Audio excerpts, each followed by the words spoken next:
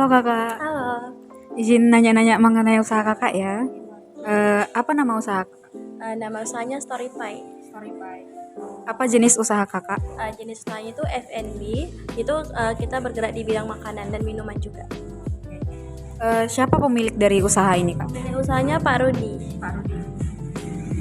Apa alasan kakak buka usaha ini? Kalau alasan dari kita ya, dari atasan sih untuk membuka lapangan pekerjaan juga. Kebetulan saya karyawan yang di sini. Jadi untuk lebih detailnya itu yang pastinya membuka lapangan pekerjaan, juga kalau usaha sih ya pastinya mencari untung ya. Nah itu termasuk itu aja sih kak. Eh, Kapan berdiri usaha ini kak? Dari 2019. 2019. Alamat usahanya? Kalau alamat kita yang utama itu ada di Pekanbaru ya kak. Di Pekanbaru kita udah ada 8 outlet dan di Medan kita ada 9 outlet. Kamu nanya lagi nih, kalau usahanya kakak ini milik pribadi atau kerjasama? Kalau usaha kita ini masih pribadi sih kak, jadi belum ada kerjasama dengan pihak manapun. Kalau untuk bahan bakunya kakak biasanya pakai apa aja?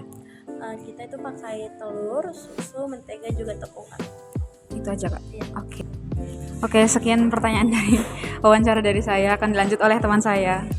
Oke Kak, di sini saya melanjutkan pertanyaan dari teman saya.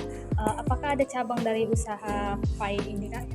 Tentunya ada ya, di sini tuh kita di Medan ada 9 outlet dan kalau ini kan sekarang posisinya di JCT Johor. Jadi yang paling dekat dari sini tuh bisa di SM Raja, bisa juga di Ring Road ada.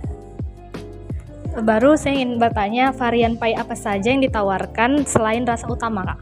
Kalau varian pie itu kita pasti menawarkan produk yang utama dulu ya kak, kayak yang itu kita sebut namanya pie basah atau pie regular. Nah kita juga ada namanya pie kering, dan pie kering ini berbeda dengan pie basah karena tingkat ketahanannya juga berbeda.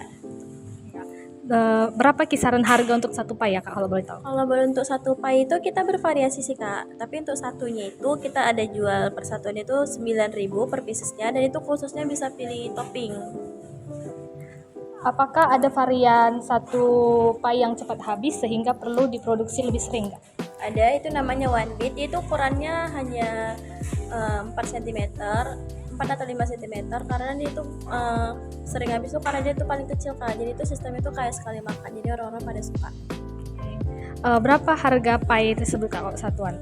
Kalau satuan yang ini yang one bit tadi itu nggak bisa dijual satuan sih kak, jadi kita per khusus per box. Kalau misalnya sangat laris Kak, seberapa sering Kakak melakukan produksi atau pembelian bahan baku? Kalau produksi dan pembelian kita nggak melakukan ya, karena kita juga udah ada tersendirinya, karena kita udah terbentuk sebagai PT kan. Nah jadi itu kita ada orang gudang masing-masing yang mengantarkan bahan baku yang kita perlukan, jadi kita nggak ada kegiatan membeli, kita sebagai karyawan hanya melayani di outlet tersebut. Kalau harga per boxnya berapa ya Kak misalnya? Per box kita mulai dari yang paling murah itu 75.000 dan ada yang 96.000, tapi kalau misalnya kita ada promo nih, pengemailan 2 box itu kita kasih diskon 20%, jadi lebih murah. Makasih ya Kak.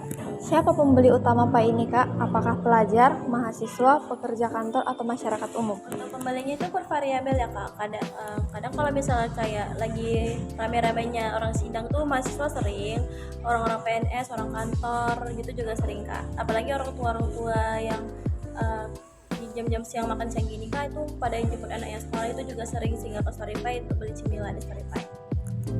Apakah harga Pai mempengaruhi jumlah penjualan Kak? Kalau harga kita nggak mempengaruhi penjualan kak, karena kita ada strategi kita sendiri, entah kita memanjangkan diskon, promo gitu.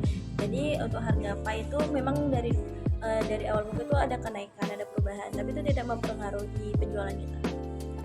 Apakah tersedia berbagai varian ukuran atau variasi Pai Kak? Tersedia ada 3 ukuran, ada small, ada mini, sama one bit. Ada 3 sih kak. Bahan apa yang digunakan Kak untuk kemasan Pai-nya? Kalau bahan utamanya itu kita pakai susu sih kak. Berapa banyak pembelian bahan baku untuk membuat Pai ini Kak? Kalau untuk pembelian itu kita nggak ada campur tangan sih kak sebagai karyawan, karena juga udah ada orang dapurnya masing-masing, jadi kita udah bergerak di pekerjaan kita masing-masing. Maksudnya pembelian bahan bakunya gitu Kak, berapa banyak? Kita nggak ada beli kak, kita udah ada orang gudangnya, jadi itu kalau untuk bahan baku tuh yang tahu berapa biaya pembelian itu orang gudang, jadi kita tinggal meminta, karyawannya tinggal meminta nih. Berarti pembelian bahan baku biasanya itu dilakukan per minggu atau per bulan? Kalau itu permintaan lah ya kita sebut ya, karena kan nggak cuma minta ke gudang, jadi gudang tinggal antar itu per 3 hari sekali. Kalau penjualan per hari itu biasanya berapa buah Kak habisnya? Per hari itu kalau kita hitungan pieces itu bisa di atas 400-an juga Kak. Berapa harga beli bahannya nih Kak kalau dikasih tahu? Gimana? Berapa harga beli bahan baku? Persatuan ya. Kalau itu sih enggak sih Kak, karena betul-betul kita nggak ada ikut campur. Kalau sebagai staffnya di sini kita hanya melayani di outlet, jadi untuk terkait harga bahan baku berapa gram isinya gitu ya hanya orang gudang yang tahu. Biasanya pembelian stok bahan bakunya dilakukan berapa banyak atau juga? Gimana? Pembelian stok bahan bakunya dikasih tahu juga? Udah. Apa ada produk yang sering mengalami komplain? Kalau komplain kita betul-betul minim, paling itu kalau dihitung-hitung dalam setahun itu hanya ada 2 atau 3. Saya ingin bertanya, pencatatan persediaan yang kakak lakukan itu menggunakan aplikasi atau secara manual? Kalau pencatatan penjualan ya maksudnya, itu kita pakai aplikasi.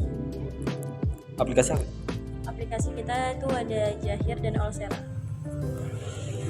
Jadi setiap kakak melakukan pembelian bahan baku itu disertai dengan bon atau faktur dari pemasok. Faktur dari pengirim.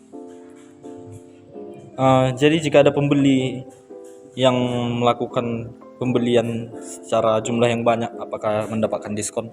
Dapat tentunya. Kalau kita pengambilan minimal 20 box itu di atas 10 box itu kita kasih diskon 10%. Apakah kakak mendapat diskon apabila kakak membeli bahan baku dengan pemasok dengan jumlah yang banyak? Kalau itu sih rahasia orang gudang ya, karena kan yang juga membeli bahan-bahan baku itu orang mereka, jadi tentunya pasti dapat, karena juga udah sering dan berulang kali juga udah ada kerjasama dengan pemasok bahan baku. Terus bagaimana cara kakak mengantisipasi resiko payang rusak atau tidak laku? Kalau kita kan sistemnya gini ya, kalau orang ada yang beli, jadi kita tuh topping dulu sekitar 5 menitan. Nah jadi itu untuk payang rusak atau tidak laku itu sangat minim terjadi ya, karena kita buat dulu, jadi itu tetap fresh dia bang.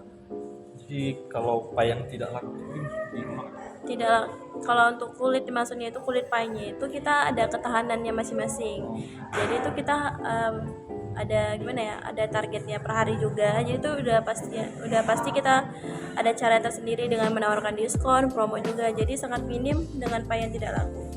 Baik kak, terima kasih ya kak.